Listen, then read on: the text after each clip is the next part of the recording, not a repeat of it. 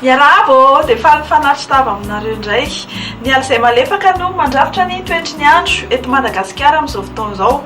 Tsara ihany koa ny manamarika fa azo vahana ny andian-javona ny aty amin'ny faritry ny afovoantany sy ny faritra Menabe atao anatin'ny 3 andro avy ary matevina be izany.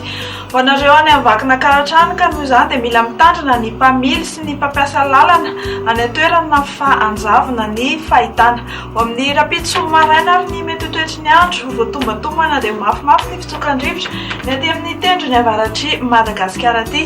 Anorana malefaka kosa ny antalasy analanjoroa fa aka endrika tandrivon-drahona izany ny morontsirak'i Vatovavy Fitovinany. Ibalika be ny masoandro ny amin'ny faritra sisana dia ola lovandrahona aza izany indraindray ary aorian'ny fisavan'ny andian-javona vao maraina kosa ny amin'ny faritry ny afovoantany aloatra Mangoro, Atsinanana ary ny faritry Menabe iny.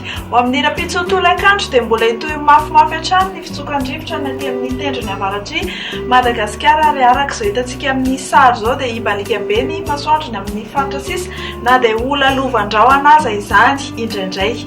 Misy fidinany kely ny maripana no vinavinaina ho amin'ny rapitso raha oharina tamin'ny androany. 9 degré Celsius no ambany indrindra ny vakina karatrano ary 5 degré Celsius ny faritry Ambatolampy. Ho amin'ny rapitso tolakandro ny Antsipiriany amin'ny maripana dia 5 degré Celsius ny aty amin'ny faritry ny afovoantany ary raha manatombo folo be izao izany hoe 5 degré Celsius no ambony indrindra any Antsohiany.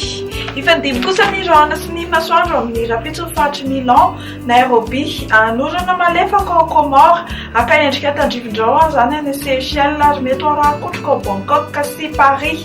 Ibalika be masoandro Maurice, Johannesburg sy La Réunion. Dia mbola heverina ety any ny tenako amin'ny rapitso fa dia mametraka ny mandrapitafy ary veloma tokoa.